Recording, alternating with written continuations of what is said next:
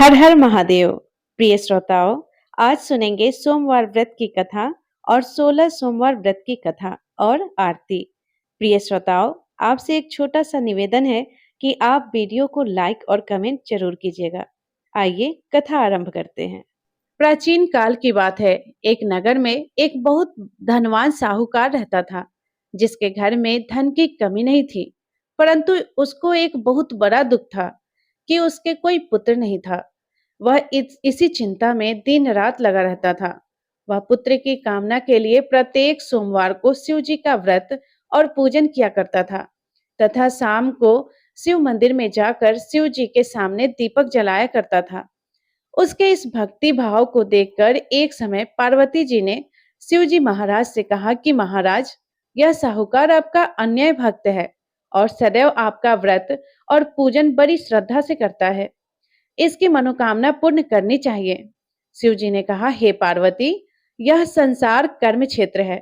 जैसे किसान खेत में जैसा बीज बोता है वैसा ही फल काटता है, उसी तरह इस संसार में जैसा कर्म करते हैं वैसा ही फल भोगते हैं। पार्वती जी ने अत्यंत आग्रह से कहा कि महाराज, जब यह आपका अन्याय भक्त है और इसको अगर किसी प्रकार का दुख है तो उसको अवश्य दूर करना चाहिए, क्योंकि आप सदैव अपने भक्तों पर दयालु होते हैं और उनके दुखों को दूर करते हैं। यदि आप ऐसा नहीं करेंगे तो मनुष्य आपकी सेवा तथा व्रत क्यों करेंगे? पार्वती जी का ऐसा आग्रह देखकर शिव जी महाराज कहने लगे कि हे पार्वती, इसके कोई पुत्र नहीं है। इसी चिंता में यह अति दुखी रहता है। इसके भाग्य में पुत्र ना होने पर भी इसको मैं पुत्र प्राप्ति का वर देता हूँ, परंतु यह पुत्र केवल 12 वर्ष तक ही जीवित रहेगा। इसके पश्चात वह मृत्यु को प्राप्त हो जाएगा। इससे अधिक मैं और इसके लिए कुछ नहीं कर सकता। यह सब बातें साहूकार सुन रहा था। इससे उसको ना तो कुछ प्रसन्नता हुई और ना ही कुछ दुख हुआ। वह पहले जैसा ही शिव जी महाराज का व्रत और पूजन करता रहा। कुछ साल व्यतीत हो जाने पर साहूकार की स्त्री गर्भवती हुई और 10वें महीने में उसके गर्भ से अति सुंदर पुत्र की प्राप्ति हुई। साहूकार के घर में बहुत खुशी मनाई गई, परंतु साहूकार ने उसकी केवल 12 वर्ष की आयु जानकर अधिक प्रसन्नता प्रकट ना की और ना ही किसी को भेद ही बताया। जब वह बालक 11 वर्ष का हो गया तो उस बालक की माता ने उसके पिता से विवाह आदि के लिए कहा, तो वह साहूकार कहने लगा कि अभी मैं इसका विवाह नहीं करूंगा, अपने पुत्र को काशी जी पढ़ने के लिए भेजूंगा। फिर साहूकार ने अपने साले अर्थात बालक के मामा को बुला के उसको बहुत सा धन देकर कहा कि तुम मेरे बालक को काशी जी पढ़ने के लिए ले जाओ और रास्ते में जिस स्थान पर भी जाओ यज्ञ तथा ब्राह्मणों को भोजन कराते जाना।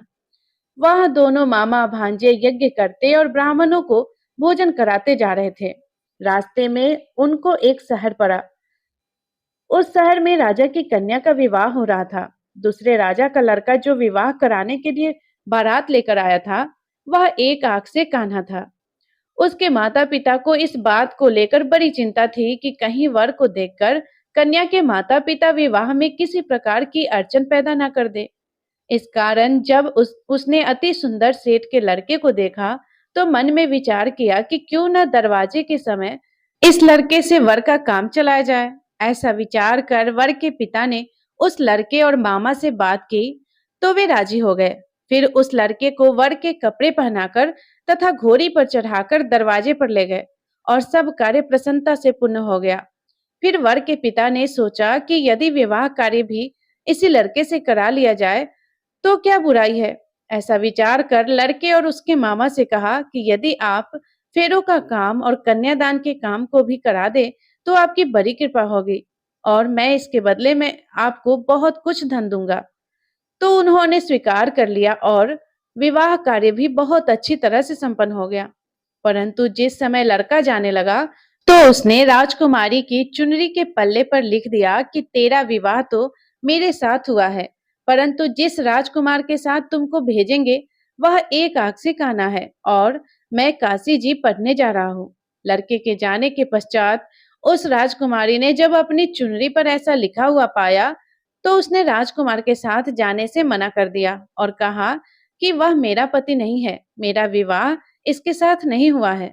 वह तो काशी जी पढ़ने के लिए गया है। राजकुमारी के माता पिता ने अपनी कन्या को विदा नहीं किया और बारात वापस चली गई। उधर सेठ का लड़का और उसका मामा काशी जी पहुंच गए। वहां जाकर उन्होंने यज्ञ करना और लड़के ने पढ़ना शुरू कर दिया। जब लड़के की आयु 12 वर्ष की हो गई तो उस दिन उन्होंने यज्ञ रखा था कि लड़के ने अपने मामा से कहा कि मामा जी, आज मेरी तबीयत कुछ ठीक नहीं लग रही है। तब मामा ने कहा कि अंदर जाओ और सो जाओ। लड़का अंदर जाकर सो गया और थोड़ी देर में उसके प्राण निकल गए। जब उसके मामा ने आकर देखा कि वह मुर्दा पड़ा है, तो उसको बड़ा दुख हुआ और उसने सोचा कि अगर मैं अभी रोना पीटना मचा दूं, तो यज्ञ का कार्य अधूरा रह जाएगा। अतः उसने जल्दी से यज्ञ का कार्य समाप्त कर ब्राह्मणों के जाने के बाद रोना पीटना आरंभ किया। संयोगवश उसी समय शिव पार्वती जी उधर से जा रहे थे। जब उन्होंने जोर जोर से रोने की आवाज सुनी, तो पार्वती जी कहने लगी कि महाराज, कोई दुखिया रो रहा है, उसके कष्ट को दूर कीजिए। जब शिव पार्वती ने पास जाकर देखा, तो वहां एक लड़का मुर्दा पड़ा था। पार्वती जी कहने लगी कि महाराज, यह तो उसी सेठ का लड़का है जो आपके वरदान से हुआ था। हे महाराज, इस बालक को और आयु दीजिए, नहीं तो इसके माता पिता तड़प तड़प कर मर जाएंगे। पार्वती जी के बार बार आग्रह करने पर शिव जी ने उसको जीवन वरदान दिया और शिव जी महाराज की कृपा से लड़का जीवित हो गया। शिव जी और पार्वती जी कैलाश पर्वत पर चले गए। तब वह लड़का और मामा उसी प्रकार यज्ञ करते तथा ब्राह्मणों को भोजन कराते हुए अपने घर की ओर चल पड़े। रास्ते में उसी शहर में आए जहां उसका विवाह हुआ था। वहां पर आकर उन्होंने यज्ञ आरंभ कर दिया, तो उस लड़के के ससुर ने उसको पहचान लिया और अपने महल में ले जाकर उसकी बड़ी खातिर की। साथ ही बहुत से दास दासिया सहित आदर पूर्वक लड़की और जमाई को विदा किया। जब वह अपने शहर के निकट आए तो मामा ने कहा कि मैं पहले तुम्हारे घर जाकर खबर कर देता हूँ। जब उस लड़के का मामा घर पहुंचा, तो लड़के के माता पिता घर की छत पर बैठे थे और यह प्रण कर रखा था कि यदि हमारा पुत्र सकुशल लौट आया तो हम राजी खुशी नीचे आ जाएंगे, नहीं तो छत से गिरकर अपने प्राण को खो देंगे। इतने में उस लड़के के मामा ने आकर यह समाचार दिया कि आपका पुत्र आ गया है, तो उनको विश्वास ही नहीं हुआ। तब उसके मामा ने शपथ पूर्वक कहा कि आपका पुत्र अपनी स्त्री के साथ बहुत सारा धन लेकर आया है। तो सेठ ने आनंद के साथ उसका स्वागत किया और बड़ी प्रसन्नता के साथ रहने लगे। इसी प्रकार से जो कोई भी सोमवार के व्रत को धारण करता है अथवा इस कथा को पढ़ता सुनता है, उसकी समस्त मनोकामनाएं पूर्ण होती है। तो सभी प्रेम से बोलिए शंकर भगवान की जय। एक समय की बात है, भगवान शिव माता पार्वती के साथ भ्रमण करते हुए अमरावती नगरी में पहुंचे। उस नगर के राजा ने भगवान शिव का एक विशाल मंदिर बनवा रखा था। भगवान शिव और माता पार्वती उसी मंदिर में रहने लगे। एक दिन माता पार्वती ने भगवान शिव से कहा कि हे प्राणनाथ, आज तो मेरी चौसा खेलने का इच्छा हो रही है। पार्वती जी ने जब अपनी इच्छा जाहिर की, तो भगवान शिव पार्वती जी के साथ चौसा खेलने बैठ गए। अभी खेल प्रारंभ ही हुआ था कि मंदिर के पुजारी वहां आ गए। माता पार्वती ने पुजारी जी से पूछा कि पुजारी जी बताइए, इस बाजी में किसकी जीत होगी? तो ब्राह्मण देव बोले कि महादेव जी ही जीतेंगे। पर खेल में भगवान शिव पराजित हो गए और माता पार्वती जीत गई। ब्राह्मण देव को झूठ बोलने के अपराध में कौड़ी होने का श्राप मिला। भगवान शिव और माता पार्वती उस मंदिर से कैलाश पर्वत पर लौट गए। पार्वती देवी ने क्रोध के कारण जो पुजारी जी को श्राप दिया था, इस कारण वे कोढ़ी हो गई। नगर के स्त्री पुरुष उन पुजारी जी की परछाई से भी दूर रहने लगे। कुछ लोगों ने राजा से पुजारी के कोढ़ी हो जाने का शिकायत की, तो राजा ने सोचा कि किसी पाप के कारण पुजारी जी कोढ़ी हो गए हैं और ऐसा सोचकर उन्हें मंदिर से निकाल दिया और उनकी जगह किसी दूसरे ब्राह्मण को पुजारी बना दिया। अब कोढ़ी हुए पुजारी जी मंदिर के बाहर ही बैठकर भिक्षा मांगने लगे। कुछ दिन ऐसे ही बीत गए। कुछ दिनों के बाद सर्वलोक के कुछ अप्सराएं उस मंदिर में पूजा करने आई। उन्होंने पुजारी जी की यह हालत देखी तो उन्हें बड़ा दुख हुआ और उन्होंने इसका कारण पूछा, तो पुजारी जी ने सारी बात बता दी और पार्वती जी के श्राप देने की सारी कहानी सुना दी। तब उन अप्सराओं ने पुजारी जी से कहा कि आप 16 सोमवार का विधि पूर्वक व्रत करो। ऐसा करने से आपके सभी पाप दूर हो जाएंगे। जब पुजारी जी ने 16 सोमवार व्रत की पूजा विधि पूछी, तो अप्सराएं कहने लगी कि सोमवार के दिन सूर्योदय से पहले उठकर स्नान आदि से निवृत्त होकर स्वच्छ कपड़े पहनकर आधा सेर गेहूं का आटा लेकर उसके 3 भाग करना, घी का दीपक जलाकर गुड़ नैवेद्य बेलपत्र चंदन अक्षत फूल जनेऊ का जोड़ा लेकर प्रदोष काल में भगवान शिव की पूजा अर्चना करना। पूजा करने के बाद 3 भाग में से 1 भाग प्रसाद भगवान शिव को अर्पित करना और 1 भाग अपने आप ग्रहण करना और बाकी के भगवान का प्रसाद बांधकर वहां उपस्थित स्त्री पुरुष और बच्चों में बांट देना।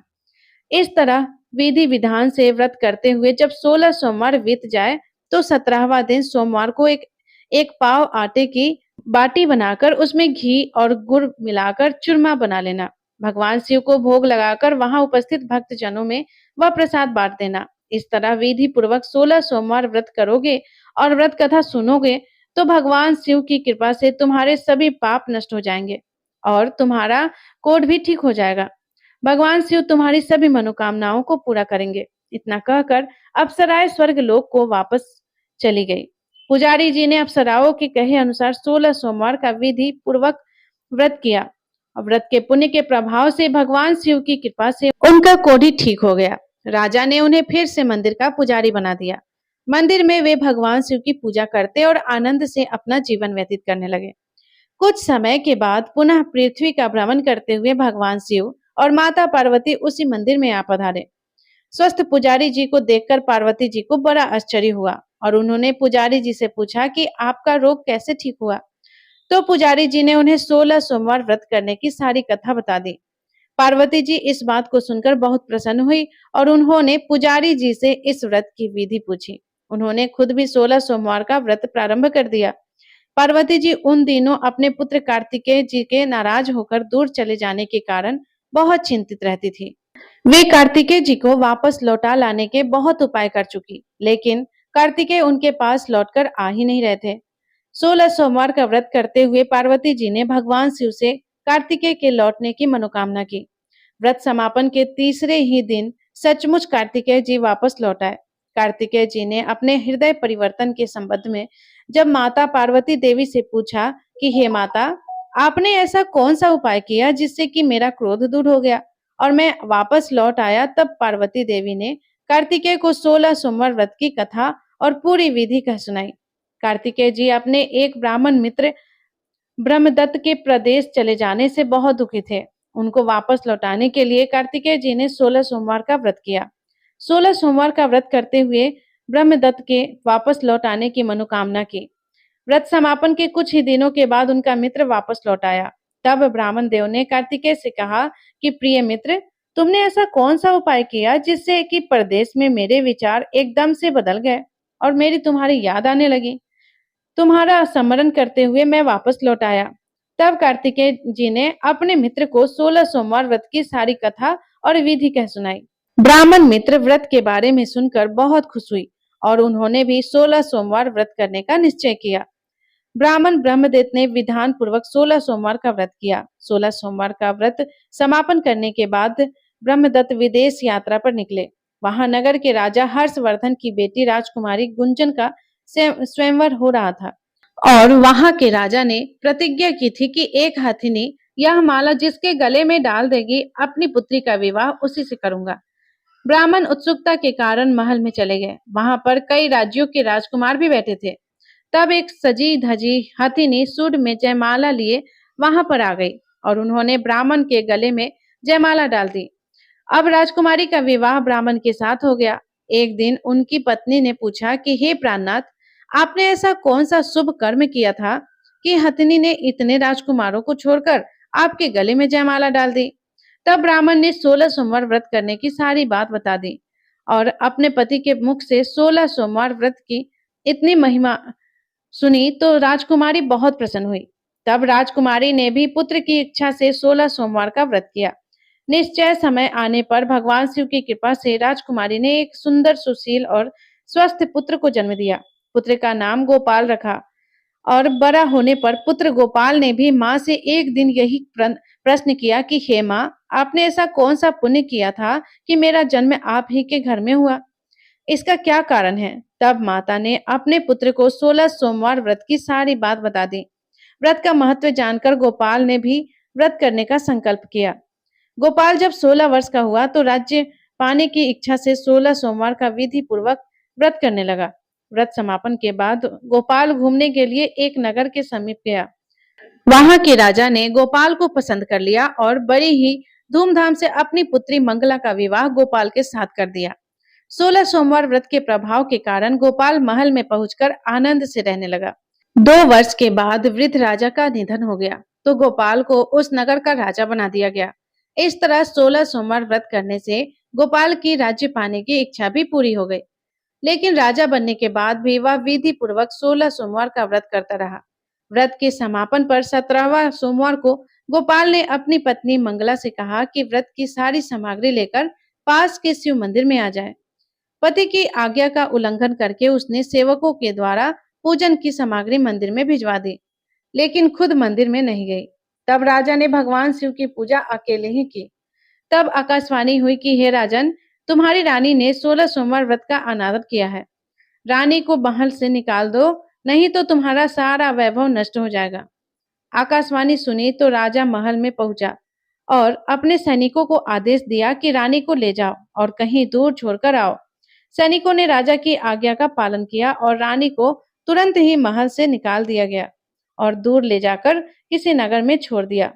रानी भूखी प्यासी उस शहर में भटकने लगी। उस नगर में भटकते भटकते रानी की भेंट एक बुढ़िया माई से हुई। वह बुढ़िया सूत काटकर बाजार में बेचने जा रही थी, लेकिन वह बहुत बूढ़ी हो चुकी थी। सूत का गट्ठर उससे उठ नहीं रहा था। तो बुढ़िया ने रानी से कहा कि बेटी, यदि तुम मेरा सूत उठाकर बाजार तक पहुंचा दो और सूत बेचने में मेरी मदद करो तो मैं तुम्हें कुछ धन दे दूंगी। रानी भूखी प्यासी थी तो बुढ़िया की बात मान ली, लेकिन जैसे ही रानी ने सूत की गठरी को हाथ लगाया तभी जोर की आंधी आई। गठरी खुल गई और गठरी खुलते ही सारा सूत आंधी में उड़ गया। बुढ़िया बहुत दुखी हुई और उसने फटकार कर रानी को वहां से भगा दिया। रानी नगर में चलते चलते एक तैली के घर पहुंच गई। उस तैली ने भी उस पर तरस खाकर रानी को अपने घर में रख लिया। तभी भगवान शिव के प्रकोप से तेली के सारे तेल से भरे मटके एक एक करके फूटने लगे। तेली ने भी रानी को अभागा जाना और अपने घर से भगा दिया। भूखी प्यासी रानी वहां से आगे चली गई। रानी ने एक नदी पर जल पीकर अपनी प्यास को शांत करना चाहा। जैसे ही नदी का जल छुआ तो वह सूख गया। अपने भाग्य को कोसती हुई रानी आगे चलने लगी। चलते चलते एक जंगल में पहुंच गई। वहां जंगल में एक तालाब था, उसमें निर्मल जल भरा था। निर्मल जल देखकर रानी की प्यास और तेज हो गई। रानी जल्दी जल्दी उस तालाब के पास गई और जैसे ही जल को हाथ लगाया, उस जल में बहुत सारे कीड़े उत्पन्न हो गए। रानी बहुत दुखी हुई और उस गंदे जल को पीकर ही उसने अपनी प्यास को बुझाई। रानी एक पेड़ की छाया में बैठकर कुछ आराम करना चाहती थी, लेकिन जैसे ही वह वहां गई, पेड़ के पत्ते पल भर में सूख गए और बिखर गए। रानी दूसरे पेड़ के नीचे जाकर बैठी, लेकिन वह जिस भी पेड़ के नीचे बैठती, उसी के पत्ते सूख जाते। वन और सरोवर की यह दशा देखकर वहां के ग्वाले बहुत हैरान हुए। ग्वाले रानी को समीप के मंदिर में पुजारी जी के पास ले गए। रानी के चेहरे को देखते ही पुजारी जी जान गए कि रानी अवश्य ही किसी बड़े घर की है और भाग्य के कारण दर दर भटक रही है। तब पुजारी जी रानी से कहने लगे कि पुत्री, कोई चिंता मत करो, मेरे साथ इसी मंदिर में रहो, कुछ ही दिनों में सब ठीक हो जाएगा। पुजारी जी की बातों से रानी को बहुत सांत्वना मिली। रानी उसी मंदिर में रहने लगी। जब रानी भोजन बनाती तो सब्जी जल जाती, आटा गूंथती तो कीड़े पड़ जाते, जल भर कर लाती तो जल से बदबू आने लगती। पुजारी जी भी रानी के दुर्भाग्य से बड़े चिंतित थे। तब उन्होंने कहा कि बेटी, ऐसा लगता है तुमने कोई अनुचित काम किया है। इसके कारण देवता तुमसे नाराज हो गए हैं और उनकी नाराजगी के कारण ही तुम्हारी यह दशा हुई है। पुजारी जी की बातें सुनकर रानी ने सारी बात बताई कि पति के आदेश पर मैं मंदिर नहीं गई, शिव पूजा नहीं की, सारी बातें बता दी। तब पुजारी जी ने कहा कि तुम कोई चिंता मत करो, कल सोमवार है और कल से तुम 16 सोमवार का व्रत करना आरंभ कर दो। भगवान शिव तुम्हारे दोष को क्षमा कर देंगे। पुजारी जी की बात मानकर रानी ने 16 सोमवार का व्रत करना प्रारंभ कर दिया। रानी सोमवार का व्रत करती, भगवान शिव का विधि पूर्वक पूजा अर्चना करती और व्रत कथा सुनती। 17वां दिन सोमवार आने पर रानी ने विधि पूर्वक व्रत का समापन किया तो उधर उनके पति राजा के मन में रानी की याद आई। राजा ने तुरंत अपने सैनिकों से कहा कि रानी को ढूंढ कर लाओ। रानी को ढूंढते ढूंढते सैनिक मंदिर में पहुंच गए और रानी को पहचान लिया। लौटकर चलने को कहा, लेकिन पुजारी जी ने रानी को भेजने से मना कर दिया। तब सैनिक निराश होकर वहां से लौट आए और उन्होंने राजा को सारी बात बताई। राजा अगले दिन स्वयं मंदिर में पुजारी जी के पास गए और रानी को महल से निकाल देने के कारण पुजारी जी से क्षमा मांगी। तब पुजारी जी ने राजा से कहा कि यह सब भगवान शिव के प्रकोप के कारण हुआ है, और तब उन्होंने रानी को राजा के साथ विदा कर दिया। राजा के साथ रानी महल में पहुंच गई। महल में बहुत खुशियां मनाई गई। पूरे नगर को सजाया गया। राजा ने ब्राह्मणों को अन्न, वस्त्र और धन का दान दिया। नगर में निर्धनों को वस्त्र बांटे गए। रानी 16 सोमवार का व्रत करते हुए उस महल में आनंद से रहने लगी। भगवान शिव की कृपा से उनके जीवन में सुख ही सुख आ गया। 16 सोमवार का व्रत करने और कथा सुनने से मनुष्य की सभी मनोकामनाएं पूरी हो जाती है। जीवन में किसी भी तरह की कोई कमी नहीं रहती। सभी पाप नष्ट हो जाते हैं और आनंद पूर्वक जीवन यापन करते हुए मोक्ष की प्राप्ति होती है। तो बोलिए श्री शंकर भगवान की जय। ओम जय शिव ओमकारा, प्रभु हरि शिव ओमकारा, ब्रह्मा विष्णु सदा शिव अर्धांगी धारा। ओम जय शिव ओमकारा, एकानन चतुरानन पंचानन राजे, स्वामी पंचानन राजे, हंसासन गरुड़ासन वृषवाहन साजे। ओम हर हर हर महादेव। दो भुज चार चतुर्भुज, 10 भुज ते सोहे, स्वामी 10 भुज ते सोहे। तीनों रूप निरखता, त्रिभुवन रूप निरखता, त्रिभुवन जन मोहे। ओम हर हर हर महादेव। अक्षमाला वनमाला मुंडमाला धारी, स्वामी मुंडमाला धारी, त्रिपुरारी कंसारी करमाला धारी। ओम हर हर हर महादेव। श्वेतांबर पीतांबर बाघांबर अंगे, स्वामी बाघांबर अंगे, सनकादिक ब्रह्मादिक भूतादिक संगे। ओम हर हर हर महादेव। कर के मध्य कमंडल चक्र त्रिशूल धरता, स्वामी चक्र त्रिशूल धरता, जग करता जग हरता, जग पालन करता। ओम हर हर हर महादेव। ब्रह्मा विष्णु सदा शिव जानत अविवेका, स्वामी जानत अविवेका, प्रणवांछर के मध्य ये तीनों एका। ओम हर हर हर महादेव। त्रिगुण शिव जी के आरती जो कोई नर गावे, स्वामी जो कोई नर गावे, कहत शिवानंद स्वामी, कहत शिवानंद स्वामी, मन वांछित फल पावे। ओम हर हर हर महादेव। ओम जय शिव ओंकारा, प्रभु हरि शिव ओंकारा, ब्रह्मा विष्णु सदा शिव अर्धांगी धारा। ओम हर हर हर महादेव। प्रेम से बोलिए शंकर भगवान की जय। माता पार्वती की जय।